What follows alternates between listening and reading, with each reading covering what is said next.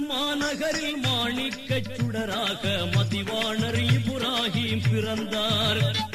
மதினத்து மாநகரில் மாணிக்கச் சுடராக மதிவாணர் இப்ராஹிம் பிறந்தார். கோகிலத்து கானகங்கள் சீர்பாடும் பண்புமயம் ஏர்வாடி நகர் சலமே.